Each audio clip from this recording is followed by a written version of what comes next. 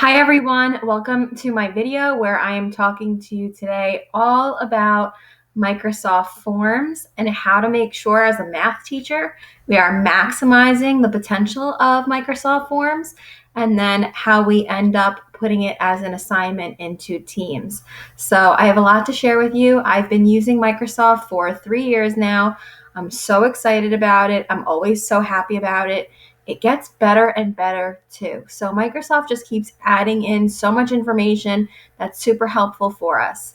So this video and this session is truly just for my Microsoft users. So if your district has assigned you a Microsoft account as a teacher, if your students also have Microsoft accounts, then this is exactly it. If you are a Google Classroom and you and your students all have Google accounts, this will not be good for you. If you have some other kind of account, again, this will not be good for you. This is for my Microsoft teachers. So let's get started. First of all, going to Forms is super easy. You simply just go to forms.office.com.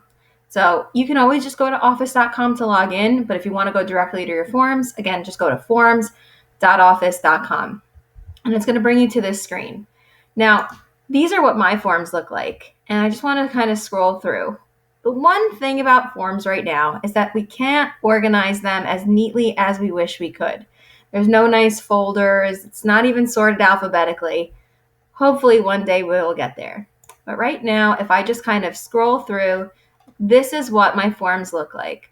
The little box you see here above each title is simply just a graphic I found online. You can set themes to any of your quizzes and tests, which this is what this is. So let's say I found this graphic that I really liked. It'll not only be here on my screen, but when the student takes the quiz or the test, that graphic is the full background, which is kind of fun. So for certain lessons, I might pick something that pertains directly towards it. Like my chapter 10 is about radicals, so I picked tie-dye because it's radical. Corny stuff like that, but it's okay. So I organized all of this out. I even put myself in one of them so that my face was kind of peeking out on the side while they're taking their quiz, just trying to be super creepy. But you can see I have so much going on here. Now, the different types of forms that I've created are forms where you can see I have quizzes for algebra, I have my tests for algebra. I also passed by in the beginning all of my quizzes and tests for geometry. So I have all of that. But along with quizzes and tests for algebra and geometry, and also I have quizzes for algebra for CP. And when I keep scrolling down, you'll see ones that are meant for my honors classes. So I do separate forms for them. I also have a form for every single homework assignment.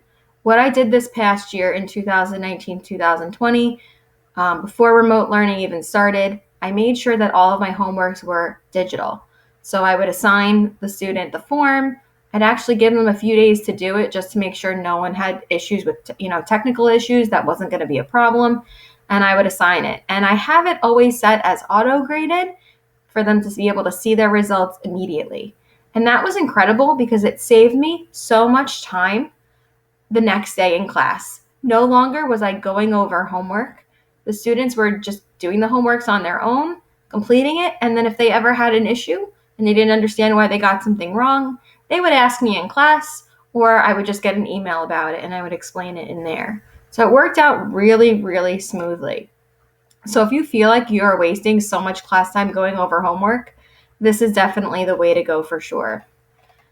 So I have all of my homework lessons here, and then you can see I have my algebra honors kind of tests and quizzes peeking through, and they're all labeled. So the reason why I label everything with algebra first is so I can designate it between my two courses, obviously algebra and geometry. And then at the very top of your forms, after you create all of these, to search for them is really easy. So if I needed to find my 4.1 to 4.3 quiz, I would simply just type in 4.1 and anything with 4.1. So whether it's my geometry quiz for 4.143, my algebra CP quiz, the honors version, or even the 4.1 homework. So even though they're not really organized the friendliest in the forms page, finding what you need by just typing something in from it is super, super simple. So let's just get out of this for a moment. And let's say that we wanted to create a quiz or a homework or a test. Now, right now, Microsoft Forms gives us two options. It says either create a new form or a new quiz. Now, new form is actually a non-graded assignment. So, for example, I wanted to collect some information from my students where I wanted to know what color their dry erase board was going to be that I was going to make for them, whether it was going to be pink, purple, green, yellow, blue, whatever. I wanted to know what their name was going to look like, how they wanted me to write their name, and then any other information. So that's not something that would ever be graded because there is no right answer or wrong answer. So in that case, you would click New Form. Here, this personalized dry erase board with graph paper, this is an example of that kind of form. Okay, you can put in any kind of title that you want. I wrote "Because I Love You." That's in the description. And I completely just gave them questions, and I added in a picture as well. Usually I don't add in pictures in my quizzes unless it's actually part of a problem, but you can always add a picture in your title, which is pretty nice. And then again, this is just in the description area that you can add. So when you create a form, you can still have students type in an answer. You can have students put, select a multiple choice and then any additional comments, and then they would submit. Now, this is what it looks like on the teacher end. If I click preview, this is what it would actually look like on the student end. They would complete this, and then they would submit it, and then I would get the results. So that is just what a basic form looks like. But for us as math teachers, we probably won't use this as much. Maybe like a little check-in, maybe for something like this that's more personalized. But we really all want to go to new quiz. So even though it says new quiz, that's what you're going to use for your graded homework assignments, your graded quizzes, your graded tests. Okay, so what we're going to do here is we're going to click on new quiz. And when you create a brand new quiz, it'll say untitled, and you can title it whatever you want. So let's say I'm going to call this solving equations. And I did this in my Quizlet video. I just keep it super simple. You'll see at the top too, it'll say saving ... saved. So it auto saves every couple of seconds as you're working. So if you ever got exited out, don't worry, it's still there. You can always go back and edit it. And then it's just really simple. So we went to new quiz, not new forms. We put in a title. In my title too, if I click back on it, I can enter a description. I can say, please make sure you check your work. All right, and then that's what I have as a simple description. So now I could pull up a quiz or a test that I've already created. Let's say it's in Word, and I could just start copying and pasting things in, or I could just start adding new. So here's my options. I could do a multiple choice. I could do a text option. The other options here, rating, date, the Likert scale, file upload. Section is good. Section is where if you wanted to have your form broken up into different sections. So you have part 1, and then after they submit part 1, they can go move on and go to part 2, and it brings them to a brand new page. What's nice about making new sections is that when a student's in part 2, they can still go back to part 1. If a student's in part 4, they can still go back to part 1. But they can't move on, go forward, unless they've answered all the questions that are at least in that part first. And they can always go back and change it. So I'm going to just go with a simple multiple choice question. So I'm going to say my directions are going to be simple. Solve the equation. And after I type this in for solve the equation, I'm going to go ahead and I'm going to assign it some points. I'm going to say, this question is going to be worth 1 point. You always need to make sure you assign points. But right now, I don't see the equation editor. The equation editor, my friends, is in the triple dots. So go to your triple dots, and you need to, my face is covering it. Go to triple dots, you need to select math. This is where the magic happens. So after you select math, then right here, you get this additional bar. This was not here before. So now in this part where I have that bar, I click in it, and boom, I have my full equation editor. Now, some of these symbols you can click on to use. Some of them are just going to be your auto keystrokes when you're really good at doing things. Like your exponent is just Shift-6. Or if I want to do square root, you can type in the letters SQRT. If I wanted to make a fraction, I can use this fraction button, or I can just click backslash. So depending on whatever you feel most comfortable with is what you can do. I'm just going to type in x plus 3 equals 10. Press OK. Now, the beauty about Microsoft, guys, it's so smart. I just typed in this equation right in front of your eyes, and it gave me some suggested answers. It has checked off what the correct answer is and some other possible wrong choices. So I'm going to click Add All, and then boom, my correct answer is already selected for me, and I have all these wrong choices. Now, I might look at these wrong choices and say, you know what? They're not great wrong choices because I want those answers that my students might pick, if they do something wrong. And there's probably no way they're going to get a 14. But we may say, hey, you know what? 13 may be a good wrong answer because maybe they'll add 3 and 10 together or something like that. So you can always go ahead and edit. Something else I like to do is I like to actually add more options. You can add as many answer choice options as your heart desires. So x equals -7, x equals -10, whoops, and press OK.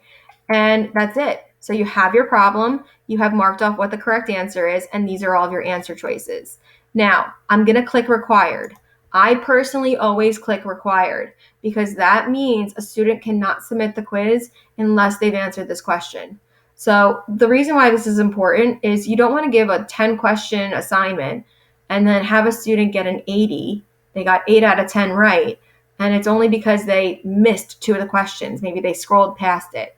Well, if you click required and a student misses a question, once they hit submit, it's going to bring them right back to that question and say, hey, you still need to answer this. The triple dot, your best friend. So not only do we use the triple dot to use math, but shuffle. So you're going to want to click shuffle. That way your answer choices are shuffled. And you can see it's automatically saving for me. So right now with this just one question, I'm going to click preview so you can see what it looks like. The student would see this. They're going to see the problem. You can actually see the answer choices are already shuffled. If I, opened it back again as another preview, they would be in another mixed order. And this is so far what it would look like. So now let's say I made that question. It's good to go. Okay. And I'm going to click Add New. What Microsoft does for you is it's going to say, hey, I saw that last question you did. Do you want more questions just like that? So if I looked at this, it's going to give me the same format. X plus a number equals another number. And I might say, you know what? I really should have another question of this same skill. And I can either add all of them or I can click on, let's say, one of them. So let's say I click on, I like the x plus 8 equals 21. I'm going to add the selected. And look what it did for me. It just automatically made it problem 2. It gave me what the correct answer choice is, marked off already for me, and so on. Now, let's say I made a multiple choice question, solve the equation, and I typed in 7x minus 1 equals -18. Now, it'll also give me answers that are fractions. So, any of my fraction answers here, I can choose to use these. I can click Add All, and it's there. I can also add in an additional answer choice, x equals -4. I can click the fraction button here to make my fraction, or I can click backslash and make it 7. So -4/7, let's say. And that's how easy it is to do that. So it's pretty amazing how much Microsoft will do for you. And then the freedom you have to then be able to say, hey, I'm going to edit this however. Now, you don't always have to let the equation editor answer things for you. And by the way, it's going to answer your equations. So it's not going to answer your word problems. It's not going to answer anything also that you have in this question bar. It's only going to answer for you what's in the equation bar. So for example, if I said, find the area of a rectangle that has a side length of 2x and a width of 4x. Okay, I know this doesn't really go with solving equations, but I'm just showing you an example. And, you're going to see that because there was no equation here I typed in, it's not going to automatically know what I'm doing, right? It's not reading those words. But if I want to put in some answer choices, I might put in 6x, which we know is not right. I might put in 6x squared, so I can click the exponent. I can use this as my exponent and type in a 2. You can also just do shift 6, and it brings you to the exponent and type in a 2. I'm going to put in the correct answer, which is 8x squared. And then I'm also going to just throw in what the perimeter is in case a student does perimeter. So that would be 12x. And I can always type in units. So I know I should have units squared. I can copy units squared and then put that in at the end for every answer choice as well. So right now I'm just copying and pasting. This is obviously a great way to go when you're making any quiz or a test, is just copy and pasting.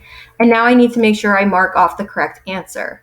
So if my correct answer is 8x squared, I kind of just hover over the problem and I click that so it's marked as my correct answer.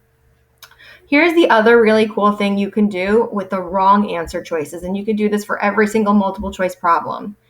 In this, when you kind of hover over an answer choice, there's a little text box and it says display a message to respondents who select this answer.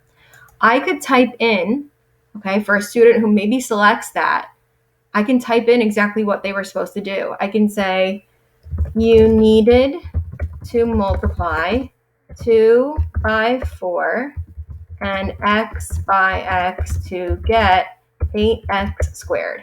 Now, in this text box, I couldn't use the equation editor, but at least it will explain to my students how they were supposed to get the right answer. So any student who clicks on this, after they submit and see their score, they're going to get that little note. And then I can copy and paste that into all of the other answer choices.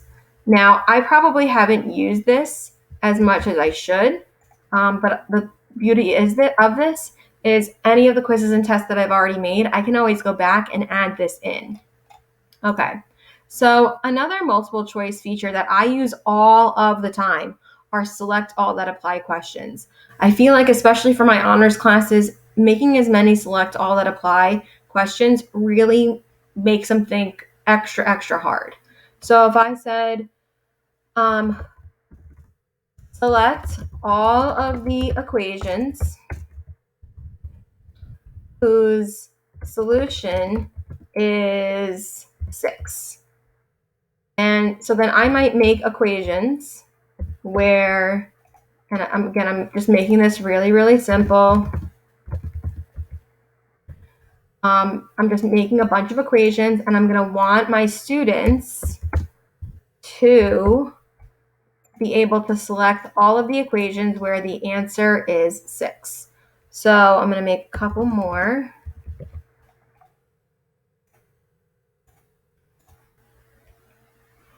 Uh, 17. Okay.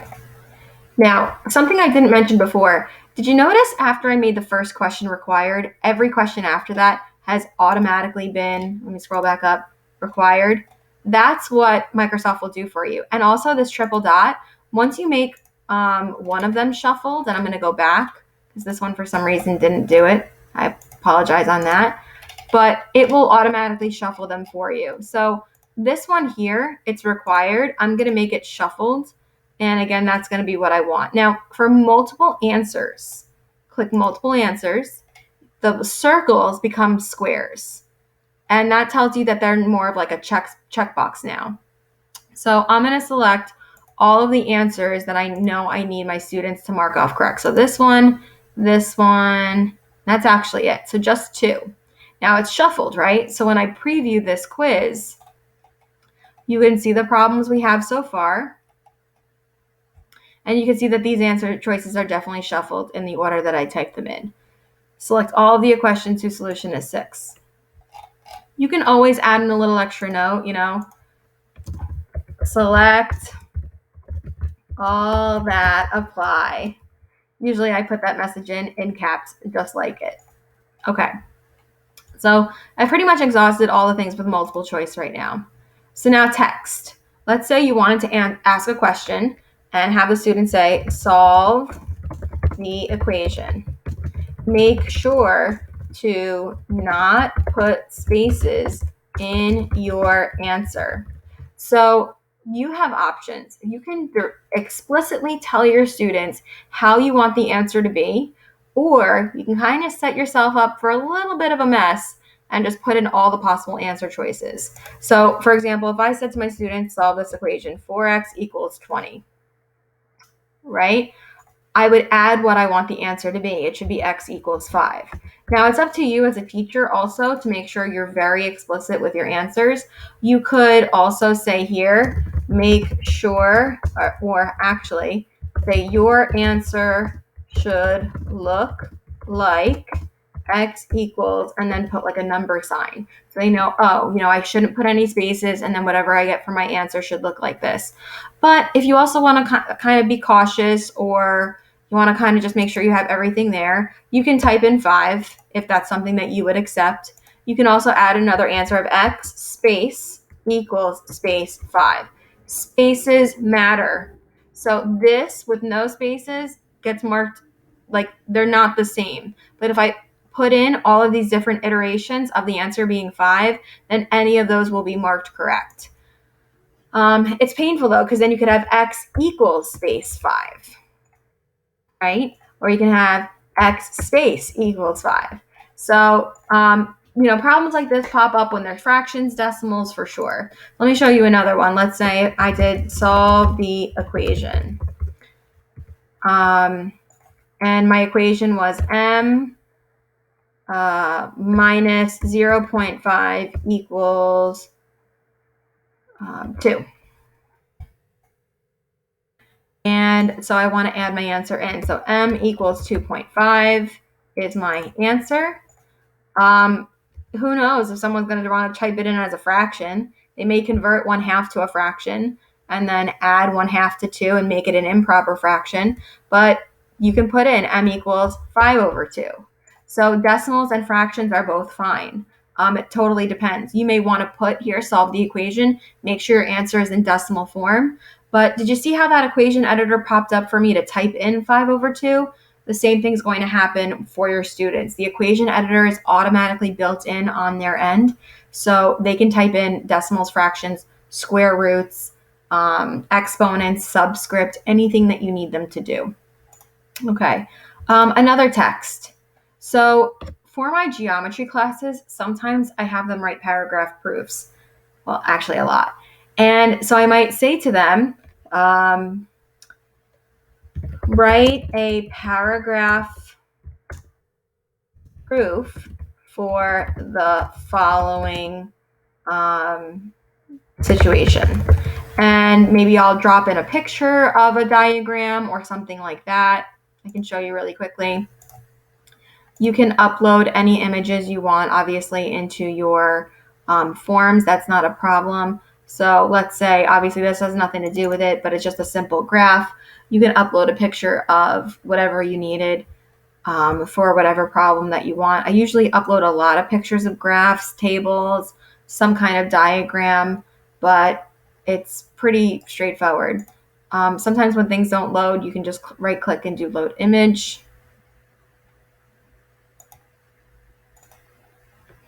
Okay, so my image just pops right in, and then I'm good to go if I need that.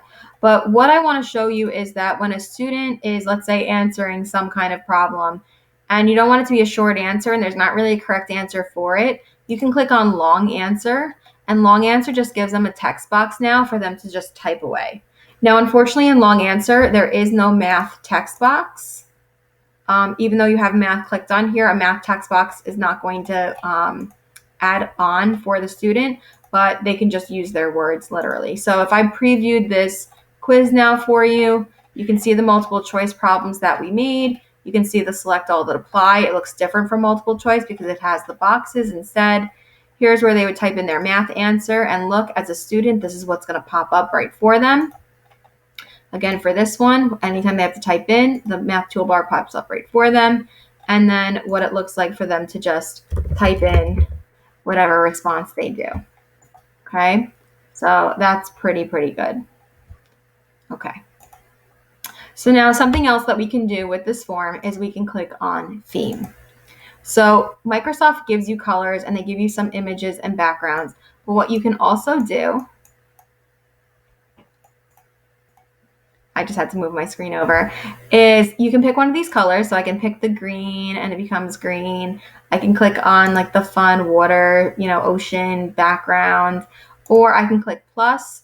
I can choose my own color. I just have to put in the hex code for it, or I can image search. So what's fun about doing the image search, I can't speak right now, is you can pretty much find whatever you want. I love a good tie-dye, so I might click in like radical. Oh, that's not tie-dye. It's race cars. Tie. I might type in tie-dye, and then I could say, you know what, I really love this image. Let me add that to my background. I want that to be my theme. And then there we have it. It's my nice background. So you may say, hey, I like this. Also, when you see you scroll, it's stuck. So the image is not going to move. Okay, when I go back into forms now, I'm going to see that it's just my most recent form that I've created. Okay, I'm going to click back into this form that we just created together, and I'm also going to show you the share button. Actually, before I show you the share button, let's look at these triple dots. So there's triple dots within each question for you to choose settings, but also the triple dots here actually mean for the whole form. So in settings, you have quite a few things that you can adjust. I personally keep this on during the school year unless I have like a very serious quiz or test that I don't want any student to see any results with. But right now, my settings are automatically set to show results automatically. This is on. If I don't want my students to see how they did right away, and by that, I mean they get to see their score, they got to see which problems they got right, which ones they got wrong, and what the correct answer is. So it's kind of an all or nothing deal. So it's either you let your students see everything, it's like giving the test back physically, or they don't see anything until you send it back to them or unlock this. So this would be off, okay, and this would be on. I don't touch this. Anyone with the link can respond. Only the people in my organization can respond. I would leave this and I would not touch it. One response per person is also super important, unless for some reason you're letting kids retake something until they get a certain score. If you just want a one-shot deal, then leave that. Accept responses means that it's live and open and good to go. You can actually include start dates and end dates for when you want students to, be able to access it. If they tried to open it before the start date, it'll say this form is currently closed. You can actually also shuffle all of the questions in your quiz. So with that one little click, it's done. Now, sometimes we make quizzes where there are questions that should be in a certain order. Like let's say in this 8-question quiz we just made, the first 6 questions they can shuffle, but those last 2 questions we really want to be at the end. So what we could do is we can go to lock questions, and we can actually lock questions 7 through 8. So that means we're going to shuffle 1 through 6. Those can get mixed, and they get mixed for every single student randomly, but everyone has the last 2 problems the same. You can do a customized thank you message if you want to. I don't usually do that. I definitely wouldn't want to start sending emails to every respondent or get an email every time a student responds. But again, that's up to you, and maybe that's something in the beginning you want to see. Okay, so your settings are super, super important. You always want to check them and make sure they're good to go. If you accidentally post a link to an assessment and you don't want anyone to have access to it, you can simply just unclick accept responses and it's locked. Now no one can access it or anything like that. Okay, the other feature now is about sharing. So if you click share, there's 3 different links for sharing, and we have to make sure we really understand each one very specifically so that we don't send the wrong thing to anyone. The first link says send and collect responses. This first link is for your students. So if you wanted to send this 8-question quiz that's going to auto grade and we're going to collect the results and all the data, you want to send them this first link. So you can click copy. There's other options here to embed it into something, make it a QR code, get the link, send it in an email directly, but this is for your students. The second link says share as a template. Now, a template would mean that I could copy this and say, you know what, a coworker of mine could really benefit from this quiz that I made. So I'm going to click on get a link to duplicate, and I'm going to copy it, and I'm going to send them that link. That way on their end, when they open the link, they're able to access a copy of this quiz, and they can edit it however they want, and you never will get affected by it. It's truly a copy of this quiz, and it becomes their own. So this share as a template is really for coworkers to, help each other out. And then share to collaborate, you want to be really careful with this one. This means that whoever you send this link to, maybe it's a co-teacher, maybe it is a colleague, and you want to create the same test together, they can both co-author this form, but you have to be really careful that whatever you put in, someone could remove out, and that's really just a tricky situation to be in for sure. But if you're in Microsoft Teams, you can simply copy this link, drop it in, and then students can take your quiz pretty easily. Okay, guys, so you make your form, or you make a bunch of forms, however many it is, and you're ready to assign them. So when you're in Teams, you may have your Teams already set up for you. I'm actually just giving you a sneak peek into what my Teams looks like. My district automatically builds my Teams for me, but if you are using Microsoft and you need to create your own team, you just simply create a team. You want to make sure, you have to make sure you make it a class, because a class is the only way you can give assignments. So I'm going to just call this practice team. You probably want to make it for a period. I would definitely have a team for every class period for sure. I'm going to click next. So I'm now creating my team. You can add in all of your students individually here just by typing in their usernames if you have your class roster, and then you're good to go. So here I just made my team, and I can post something in here as a message. I could drop my link in. So let's say I was in my forms quiz. Let's say I was in my forms quiz, and then I wanted to just drop the link in right here. I could do that. There's even a link tab, or just simply drop it in. Students could take that. Or you can click on assignments. Now, assignments is where I've been giving all of my quizzes and tests through. I myself have not been dropping the link in. I used to drop the link in a couple of years ago, but now I use the assignments tab for everything because it organizes all of the information and every test and quiz that I give. So you're going to click in assignments, and you're going to click create. An assignment is just like, remember in forms, there was a difference between new form and new quiz. Well, it's the same thing for assignment and quiz. If I click on assignment, that's where I can drop in like a Word doc. I could drop in some PDFs. I don't want to do that. I want to assign them one of the quizzes I made from forms. So you're going to click quiz, and you're going to have some options here from your forms. It's actually all of the forms you've ever created. And look, the form that we just made, solving equations, is here. So I'm going to click on that. You can search for a certain form as well. I'm going to click next. So I'm putting this assignment out to my team. Here's my title. I could add instructions if I really wanted to, like, hey guys, make sure this, blah, blah, blah. It's going to get assigned to my practice team. Now, what's nice also in teams with assignments, let's say you wanted like 4 classes to get this same quiz. You can click on this button here and actually click on as many of the additional teams as you want to also get that same quiz. It's going to go to all students in this class. Here's the other thing that's amazing. Let's say you only want this quiz to go to half of those kids. Well, I didn't enter any kids' names in here, but if you click on it, all your students' names will pop up, and you can manually select the ones you want it to go to. So let's say you had made this as like a special, bonus assignment for students that needed to retake a quiz. You could send this to just those 3 kids and not the whole team. It's really incredible. A due date, you can always adjust your due date.